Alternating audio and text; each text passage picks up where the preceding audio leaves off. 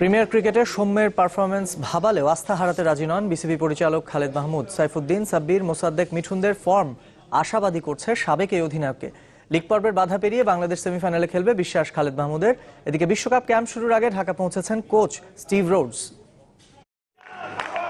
বিশ্বকাপের ক্যাম্প শুরু হতে দিন কয়েক বাকি থাকতে হাজির কোচ স্টিভ রোডস। দেশে ফিরেই প্রিমিয়ার লিগে শিষ্যদের পারফরমেন্স দেখতে মাঠে উপস্থিত এই ব্রিটিশ।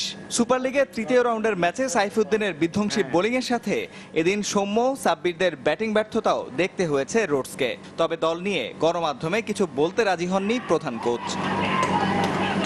প্রিমিয়ার লিগে আবাহনীর দায়িত্ব পালন করতে গিয়ে কাছ থেকে বিশ্বকাপ দলের সাব্বির, মিঠুন, সৌম্য, মোসাদ্দেকের পারফরমেন্স দেখছেন খালেদ মাহমুদ সুজন। লিগে সৌম্যের পারফরমেন্স কিছুটা ভাবালেও আস্থা রাখছেন বিসিবি পরিচালক।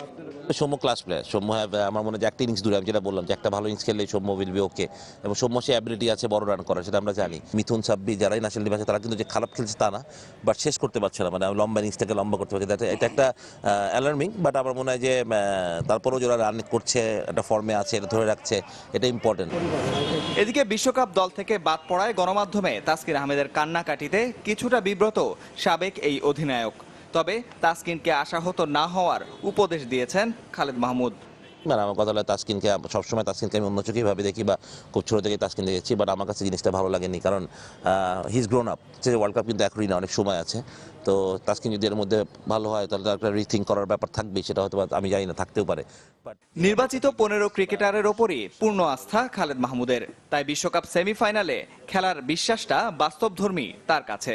তারপর আমি বিশ্বাস করি যে আমরা আমাদের বেস্ট ক্রিকেট খেলি, আমাদের এই টুর্নামেন্ট সেমিফাইনাল খেলা উচিত। নিয়ামতুল্লাহ বাবু, চ্যানেল 24, ঢাকা।